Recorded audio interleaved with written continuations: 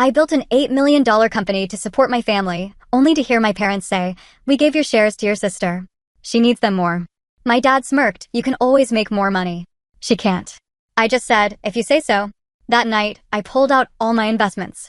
That was only the beginning. They never saw what was coming next. I built an $8 million company from nothing, pouring my entire life into it, only to have my own father look me in the eye and say, "We've given your shares to your sister. She needs them more than you do." Can you believe the audacity? My mother just nodded, and he even smirked, adding, "You can always make money, Jennifer." "She can't." The betrayal hit me like a physical blow, but all I could manage was a quiet, "Is that so?" That night, I pulled every single one of my personal investments out of the company. And trust me, that was just the beginning. Before I dive deeper into this unbelievable story, tell me where you're watching from in the comments, and if you want to hear more stories about standing up for yourself, make sure to hit that subscribe button. Growing up in Millfield, Ohio, my family never had much. My parents, Richard and Margaret Wilson, lived paycheck to paycheck. Dad worked at the local factory, and Mom juggled odd jobs. Our small, two-bedroom house was always falling apart, and Dad could never afford the repairs. My sister, Charlotte, was 3 years younger, and she was diagnosed with asthma early on. It wasn't life-threatening, but it was enough to solidify her role as the fragile one, the one who needed special care. Her medical needs always came first, over my school activities, over anything I might have needed. By the time I was 10, I understood the unspoken family rules. Charlotte was the one to protect, and I was the responsible, self-sufficient kid who shouldn't cause any more trouble. I never complained when my parents missed my school plays because Charlotte had a doctor's appointment, or when I got hand-me-downs while Charlotte got new clothes because of her allergies. I just accepted it. But even then, I had this drive, this entrepreneurial spark. At 11, I ran the most successful lemonade stand on the block, meticulously tracking every single penny. By 14, I was fixing neighbors' computers, charging $15 a pop when the local shop charged 60. Mr. Peterson, down the street, taught me the ropes. He saw something in me. "You have a mind for business, Jenny," he'd tell me. "Don't let anyone tell you different." Throughout high school, I worked constantly shelving books, grocery store shifts, tutoring math. Most of my earnings went straight into the household fund. When Charlotte needed a new winter coat or Dad's truck broke down, I'd silently hand over my savings. No one ever explicitly demanded it, but the expectation was always there, heavy in the air. When college acceptance letters came, I chose State University over Cornell, even with a partial scholarship to Cornell. State was closer, more affordable, and it meant I could keep working and supporting my family. I majored in business, completely fascinated by entrepreneurship. That's where I met Ryan Davis in my sophomore year. He was a software genius, but he'd admit he had zero business sense. We were paired for a project, creating a theoretical business plan, and our skills just clicked. We came up with this digital marketing platform that got the highest grade in the class. "We could actually build this, Ryan said, as we celebrated over coffee. "It's not just theoretical. The market needs this." My parents, though? They were always skeptical about my business dreams.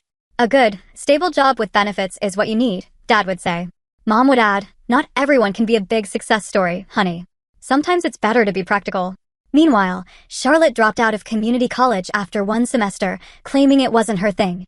She bounced from retail job to retail job, never keeping one for more than a few months. Each time she quit or got fired, my parents would say she just hadn't found her passion, or that the manager had it out for her. After graduation, I got a decent job offer from a marketing firm in Chicago. It was enough to support my family and start my own life. But that entrepreneurial fire Ryan had ignited wouldn't die. We'd been talking about our idea constantly, and Ryan had even started developing some preliminary software.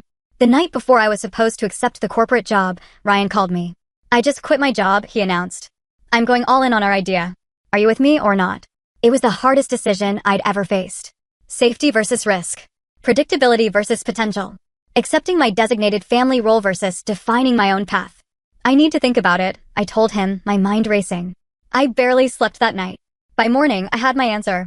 I called the marketing firm and declined their offer. Then I called Ryan. "Let's do this." The early days were brutal. Ryan and I lived on ramen noodles and coffee, working out of my tiny apartment. We shared a single desk, taking turns using it. We developed our platform, refined the business model, and created pitch decks during 18-hour workdays. Our first bank loan application was rejected. The loan officer barely even looked at our plan. "You don't have enough collateral or experience," he said, without looking up. "Come back when you've been in business for at least 2 years." Walking back to my apartment that day, I cried.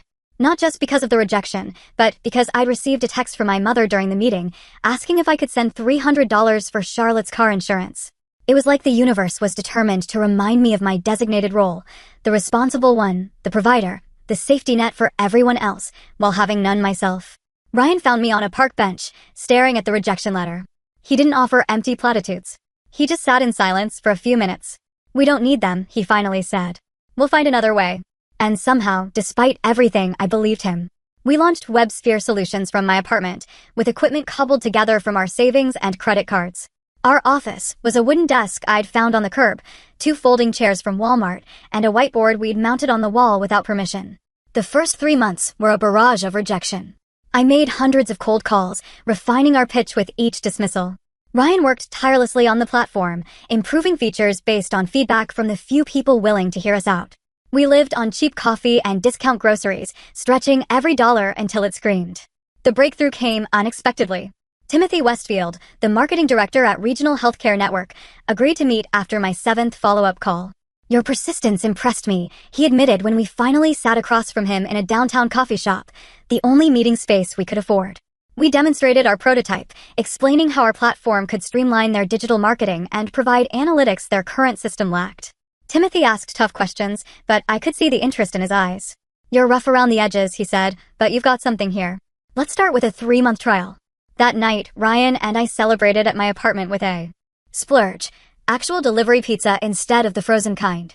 This small victory felt monumental, like the first crack in a dam that had been holding us back. With Timothy's contract as proof of concept, I made the difficult decision to approach my parents about investing.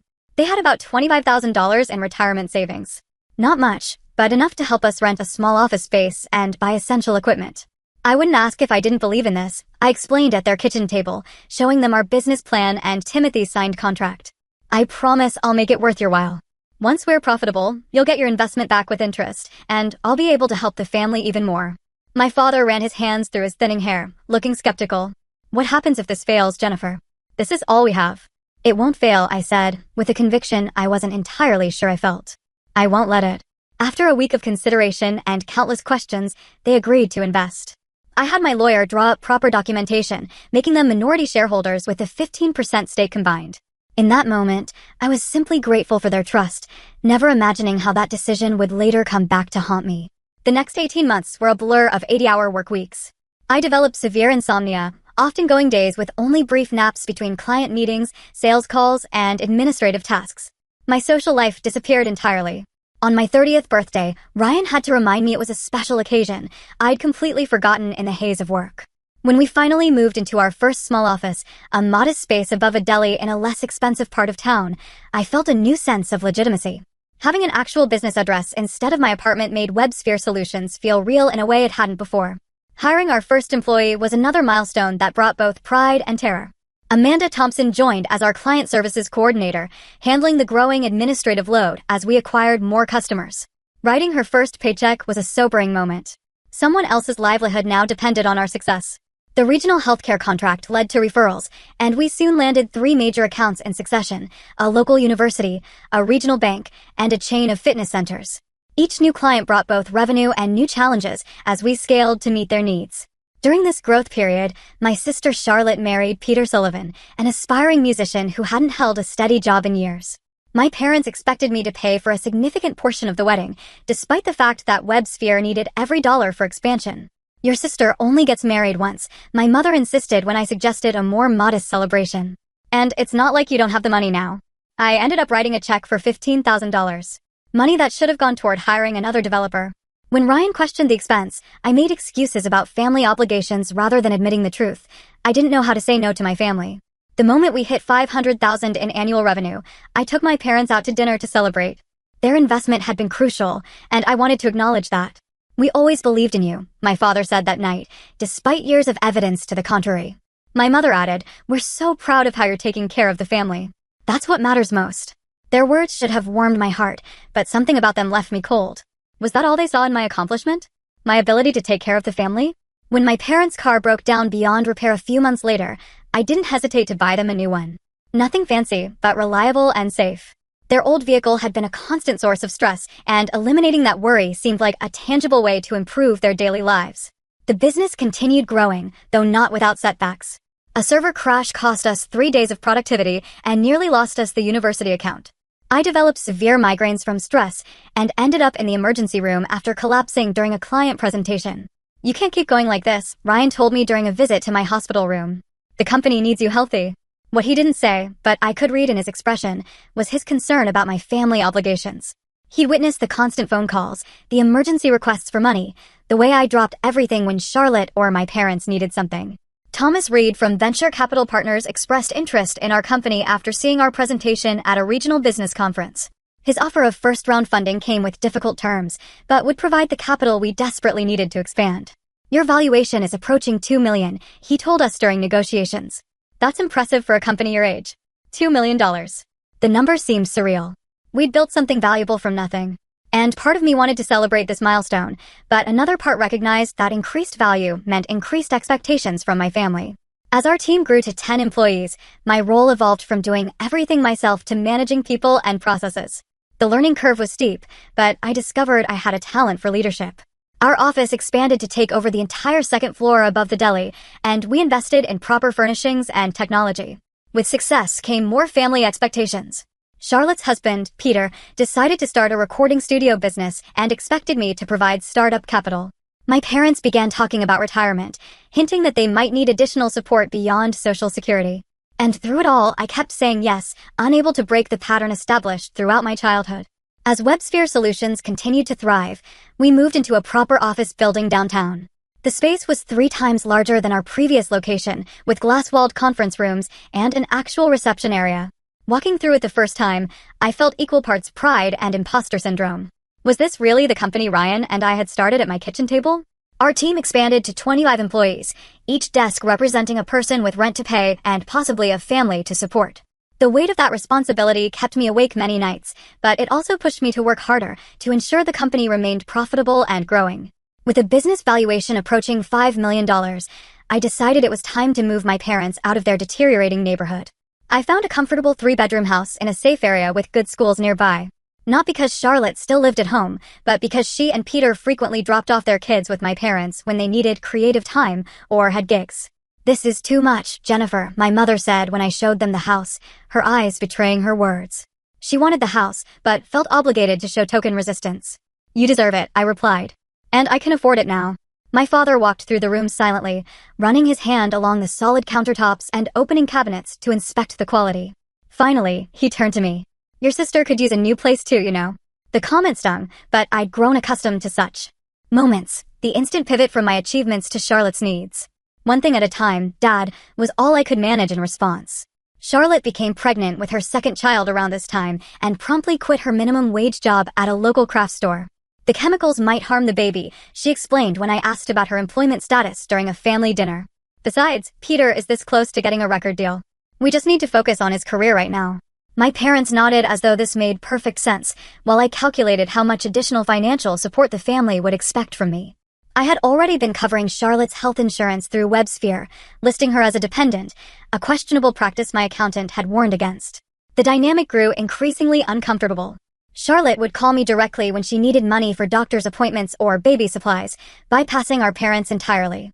"You're my successful big sister," she would say with practiced admiration. "I'm so lucky to have you looking out for me." At home, my parents spoke about me with pride to neighbors and friends. "Our Jennifer runs her own company," they would boast. But in private conversations, they focused exclusively on what more I could do for the family, particularly for Charlotte. I overheard my mother on the phone once, telling her sister, Jennifer could certainly help Charlotte with a down payment for a house if she wanted to. It's not like she doesn't have the money. The resentment I felt conflicted with the responsibility I'd internalized. Wasn't this why I'd worked so hard to take care of my family? But the one-sided nature of our relationship had become impossible to ignore. My achievements were valued primarily for their utility to others, not as accomplishments in their own right. It was at a client event that I met Michael Anderson, an architect whose firm had recently signed with WebSphere. He was intelligent, funny, and refreshingly direct. When he asked me to dinner, I surprised myself by accepting. Between building the business and managing family obligations, dating had been non-existent for years. "Tell me about yourself," Michael said during our first date. "And I don't mean WebSphere. I want to know about Jennifer." The question caught me off guard. Who was I apart from my company and my role as family provider? I struggled to answer, realizing how much of my identity had been consumed by responsibilities to others. As we continued dating, Michael noticed the constant interruptions from my family. The calls during dinner, the weekend events canceled because Charlotte needed something, the way my expression changed whenever my parents' number appeared on my phone. They rely on you a lot, he observed carefully after I cut our weekend getaway short because my parents' air conditioning broke. They need me, I replied automatically. Michael chose his next words carefully. There's a difference between supporting family and being taken advantage of, Jennifer. No one had ever suggested my family dynamic might be unhealthy. His comment opened a door I hadn't allowed myself to look through before, but I quickly closed it again. You don't understand. They sacrificed a lot for me growing up. But Michael's observation lingered, making me more aware of patterns I'd previously accepted without question. With WebSphere's continued success, I decided to formalize the company's share structure more officially. My parents already had their 15% stake from their initial investment, which had grown significantly in value. I consulted with our company attorney about possibly extending some shares to Charlotte as well, thinking it might provide her with passive income and reduce the direct financial requests. Meanwhile, Charlotte's demands grew more specific and expensive. Her children needed private school because the public options weren't good enough. Their house needed renovations because it was affecting the children's health. Peter's studio needed upgraded equipment because the industry standard had changed. Each request came with emotional leverage, subtle reminders of childhood sacrifices, implications that refusing meant I didn't really love my family, suggestions that my success obligated me to others. The breaking point came when I overheard my mother on the phone while visiting their home. Jennifer just doesn't understand how hard things are for Charlotte, she said to whoever was on the line. She's always been selfish with her money. You'd think with all her success, she would do more. I stood frozen in the hallway, a gift basket of expensive groceries in my arms, groceries I'd brought because my mother had mentioned they were too expensive on my father's pension. In that moment, something shifted inside me. The narrative I'd accepted my entire life, that I was responsible for everyone else's welfare, that my value was measured by what I gave, suddenly felt like a chain around my neck. When Peter's recording studio failed after less than a year, everyone expected me to cover the losses. $60,000 of debt magically became my responsibility because family helps family. I wrote the check, but felt nothing but resentment as I did so. WebSphere reached an $8 million valuation on our 5th anniversary. Ryan organized a small celebration at the office, complete with champagne and a cake shaped like our company logo. We did it, he said, raising his glass. From your kitchen table to this. I'm proud of us. That same week, I received a regional business award recognizing female entrepreneurs. The ceremony was on a Thursday evening, and I invited my entire family to attend. None of them showed up. Charlotte had a migraine. Peter had a gig. And my parents needed to watch the grandkids. I sat alone at the table reserved for my family, accepting congratulations from strangers while the empty chairs mocked me. Michael attended in their place, arriving late after an emergency at work, but making it in time to see me receive the award. You deserve to be celebrated, he whispered as I returned to the table, trophy in hand. The favoritism towards Charlotte had become so obvious that even employees noticed it. When my parents visited the office, they spent most of the time talking about Charlotte's children and making excuses for her various failures, barely acknowledging the business I'd built. You need to set some boundaries, Michael suggested after witnessing a particularly uncomfortable family dinner where my parents praised Charlotte's new hobby of painting, which I had paid for, while barely asking about the company. The idea of boundaries felt foreign and frightening. What would happen if I stopped being the provider? Would there be anything left of our relationship at all? After much consideration, I decided to organize a special family dinner to discuss the future direction of WebSphere. Our attorney had suggested setting up trust funds or more sophisticated shareholding arrangements. As the company continued to grow, I thought this might be an opportunity to formalize expectations and perhaps establish some healthier patterns. In preparation, I consulted our lawyer. I wanted everything to be above board and properly documented moving forward. As the dinner approached, I felt increasing anxiety. Something about my parents' recent behavior suggested an entitlement that went beyond normal family expectations.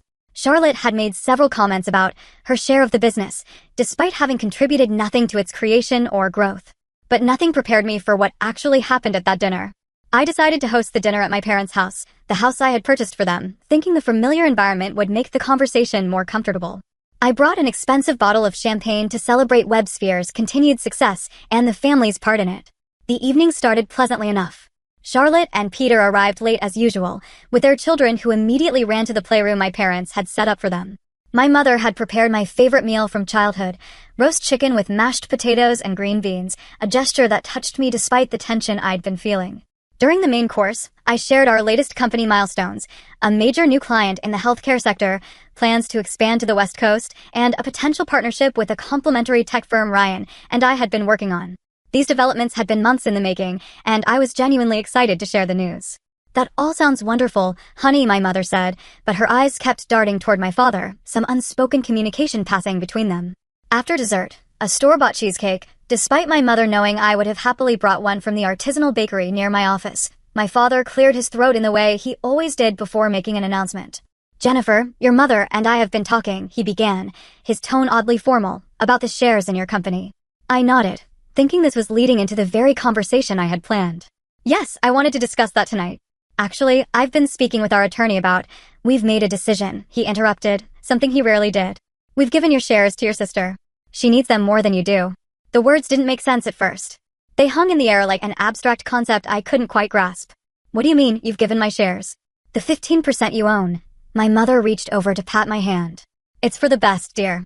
Charlotte has the children to think about, and you know how Peter's career is still developing. But those shares are yours, I said, still trying to understand. Part of your retirement plan. My father's expression hardened.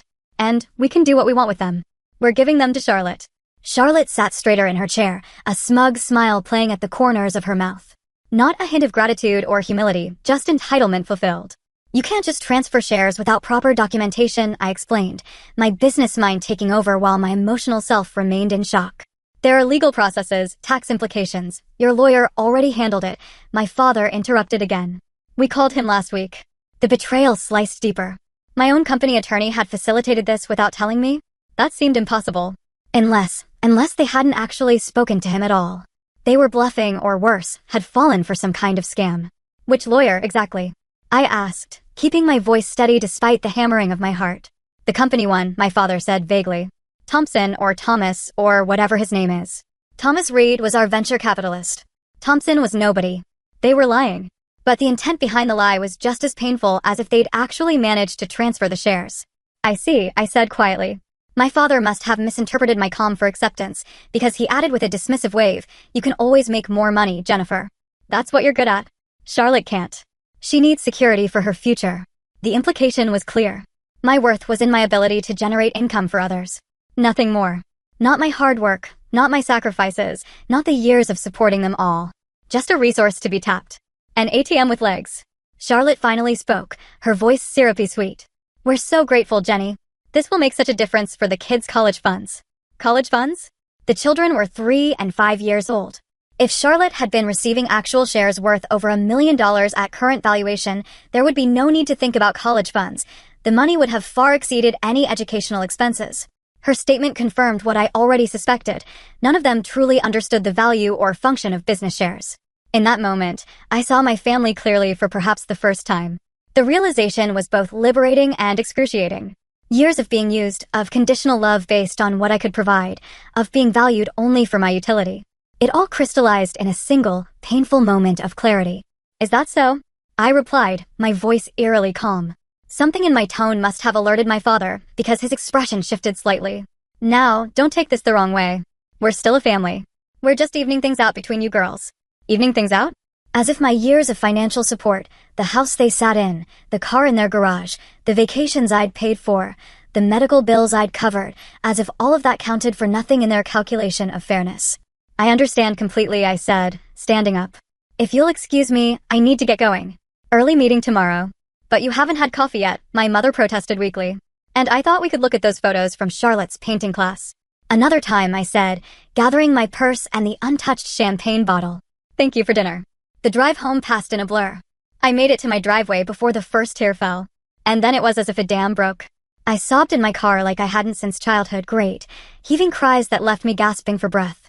Years of repressed hurt poured out at once, not just from tonight's betrayal, but from a lifetime of being valued only for what I could give. Around midnight, I called Michael. Can you talk?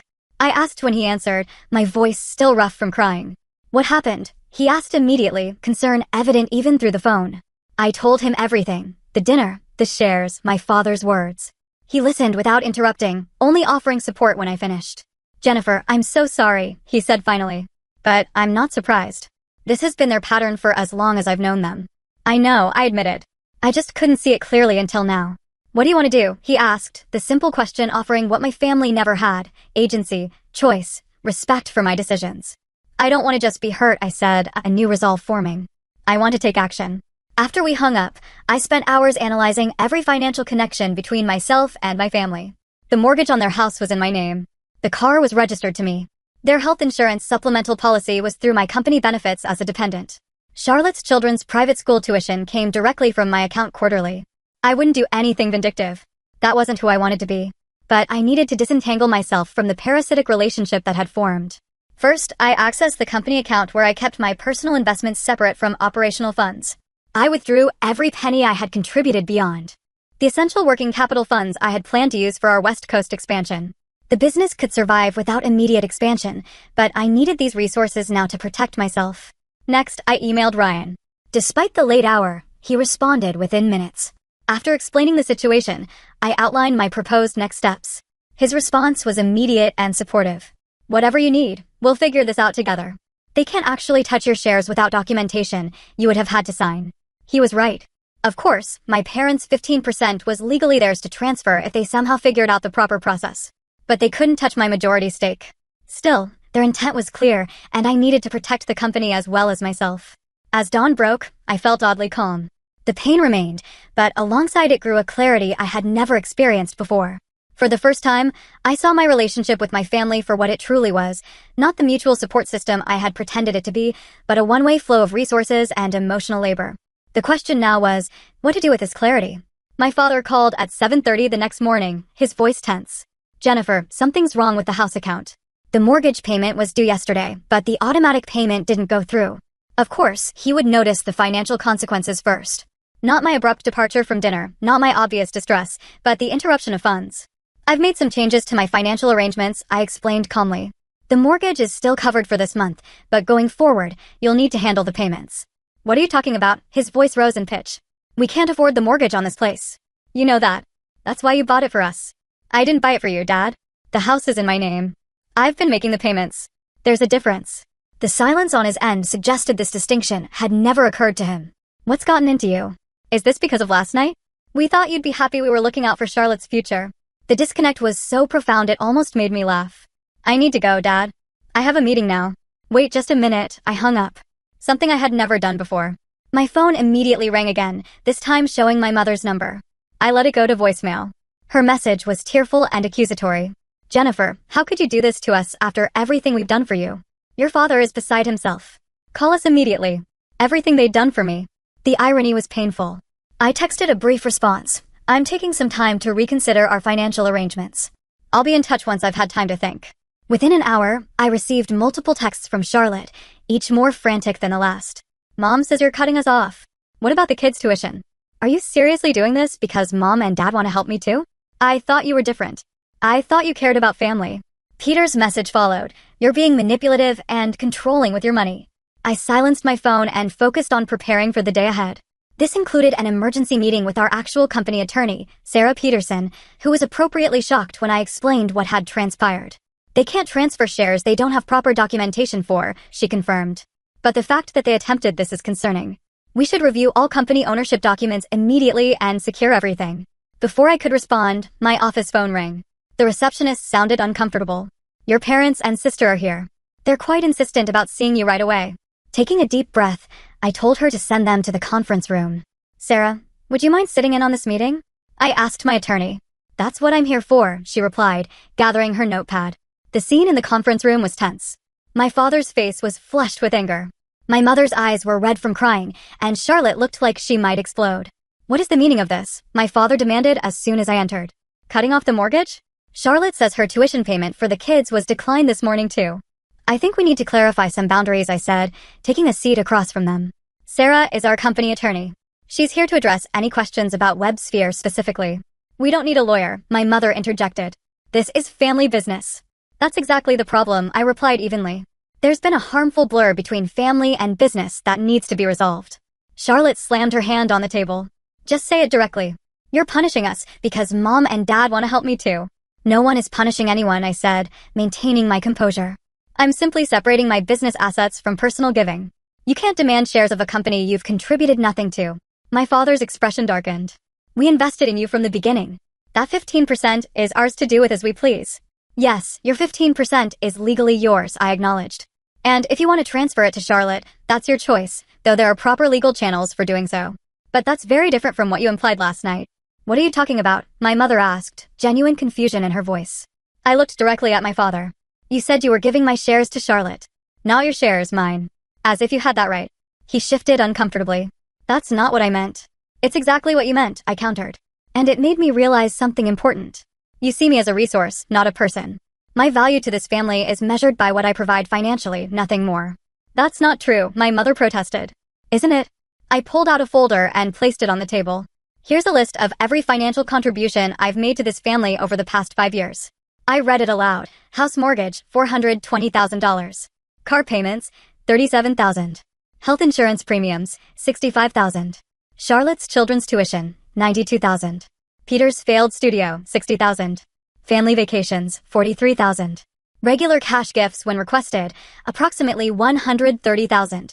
The total was staggering when laid out so plainly, nearly $800,000 over 5 years, not counting countless smaller expenses I hadn't documented. And what have I received in return? I continued. Not gratitude, not respect, not even acknowledgement. Instead, I got accusations of not doing enough, of being selfish with my money, and an attempt to claim ownership of something I built through years of 80-hour work weeks. Charlotte recovered first. So this is about money for you? Proving how generous you've been, holding it over our heads. No, I said quietly. It's about recognizing a painful truth. Our relationship isn't based on mutual care and respect. It's transactional, and the transaction only goes one way. My father's face had grown increasingly red during my explanation. Now he stood abruptly. We're not going to sit here and be lectured by our own daughter. Either you continue to help this family as you should, or the unfinished threat hung in the air. Or what? They would stop. Loving me? That love already seemed conditional at best. I think you should leave now, I said calmly. When you're ready to discuss a healthy relationship that isn't based solely on financial support, I'll be here. After they stormed out, Sarah looked at me with newfound respect. That couldn't have been easy. It wasn't, I admitted. But it was necessary.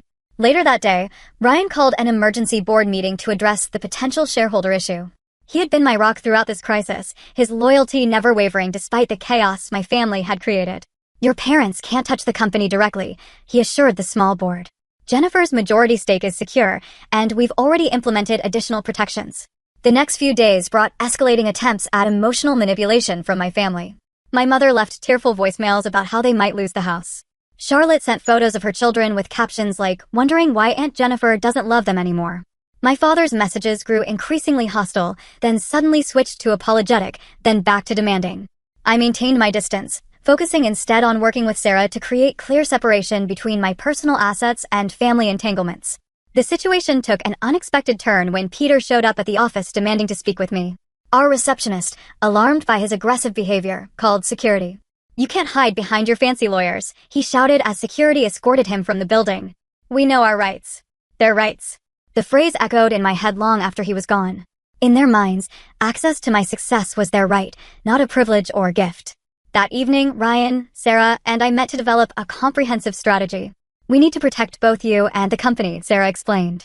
Your parents' shares are legally theirs, but we can create a new business entity structure that dilutes the impact of that 15%. I don't want to be vindictive, I emphasized. I just need protection from further attempts to take what I've built. It's not vindictive to protect yourself, Ryan assured me. It's necessary. The plan we developed was multifaceted. First, we would create a holding company that would own the intellectual property and key assets. Second, we would reach out to our most important clients to ensure continuity of service regardless of any shareholder disputes. And third, we would document all communications with my family in case legal action became necessary. Timothy Westfield, our first major client, who had become something of a mentor to me over the years, was among the first I called. After explaining the situation in broad terms, he didn't hesitate.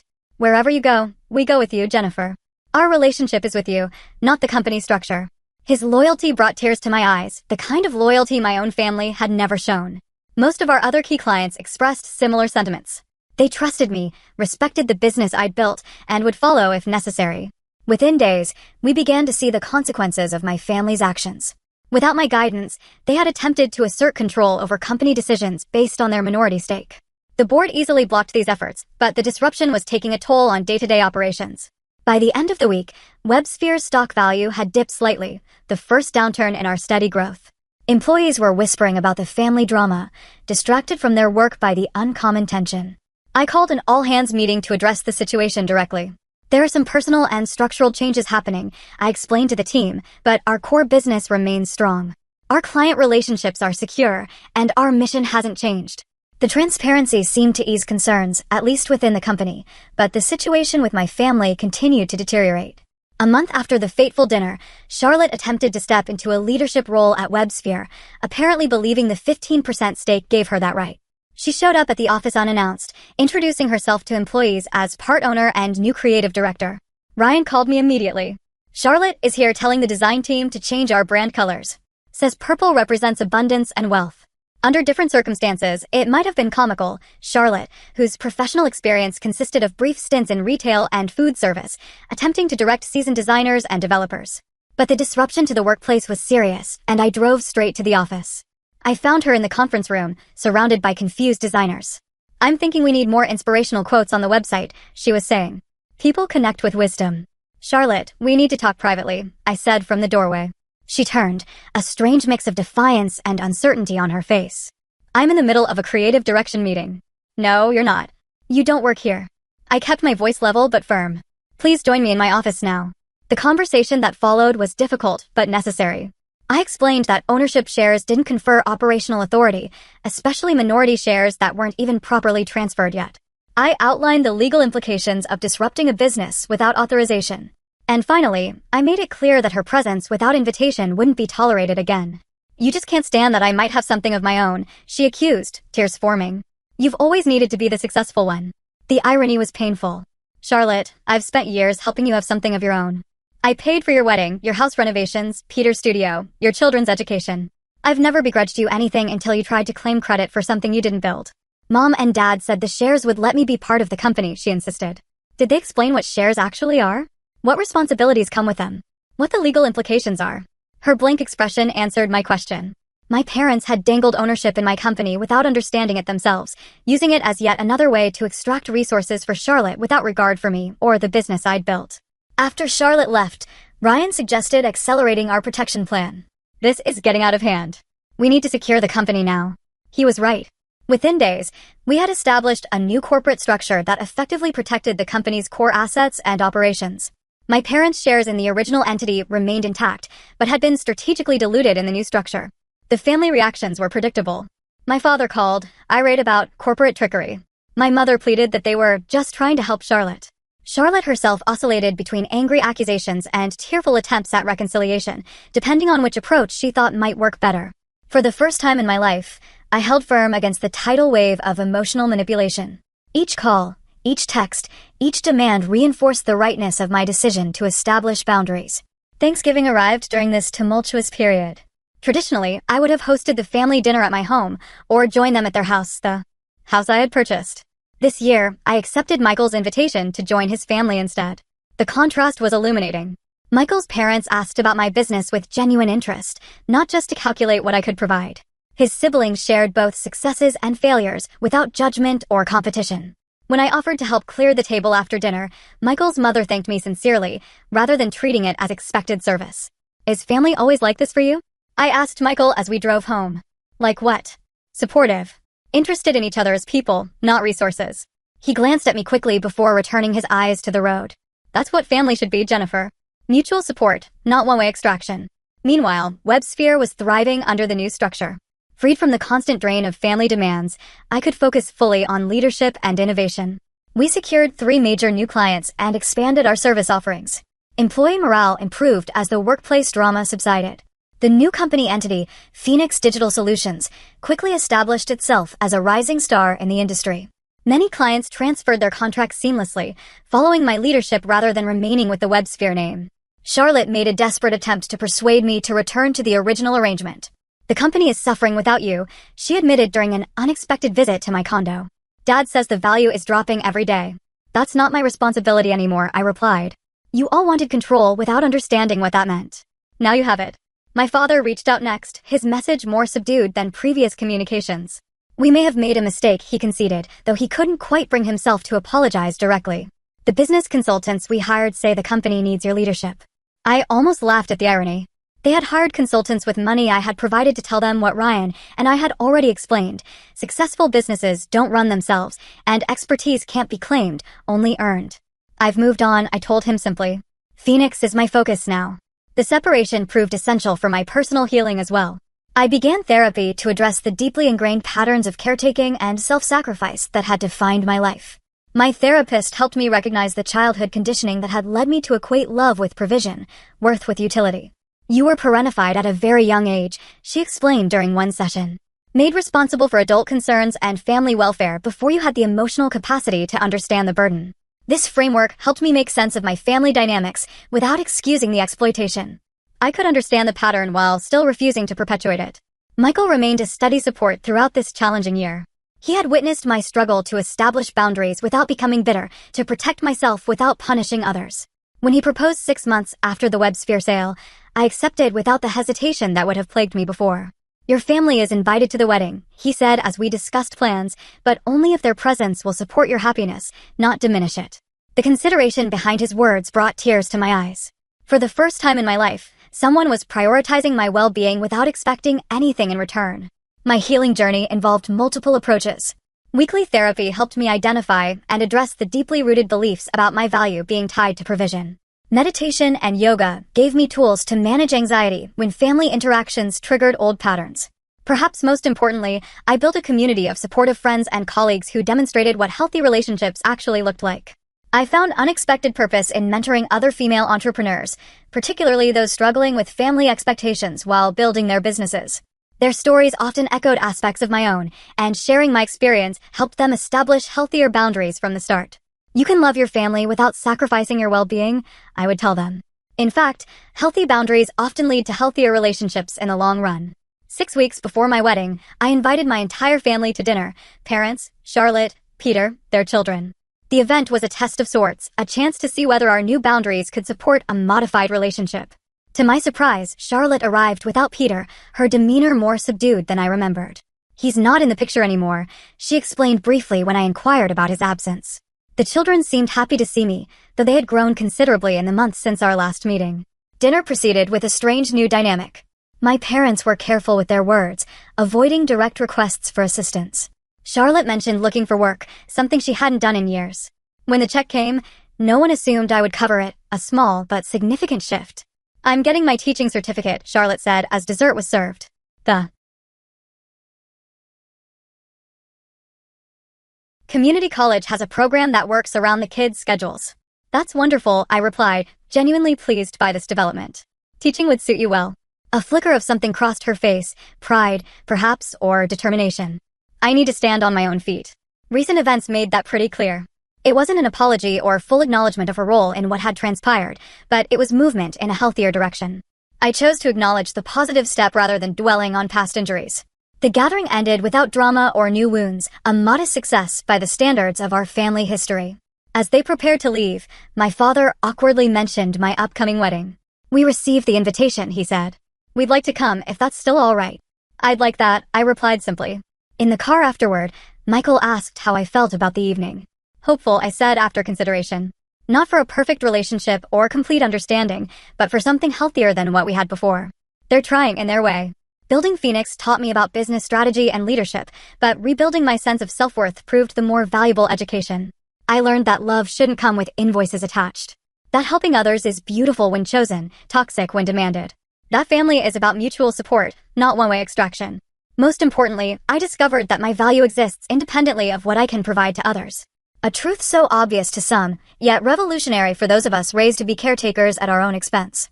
Today, Phoenix continues to grow. My marriage to Michael brings daily joy, and my family relationships exist within careful boundaries that protect everyone involved. The journey wasn't easy, but the destination proved worth every painful step. If you've ever found yourself giving until there's nothing left, please remember, establishing boundaries isn't selfish. It's necessary for authentic relationships. True love supports your wholeness, not just your usefulness. What was your biggest takeaway from my story? Share in the comments below. And if it resonated with you, please like, subscribe, and share with someone who might need to hear this message. Thank you for listening to my journey. May it help you navigate your own with courage and self-respect.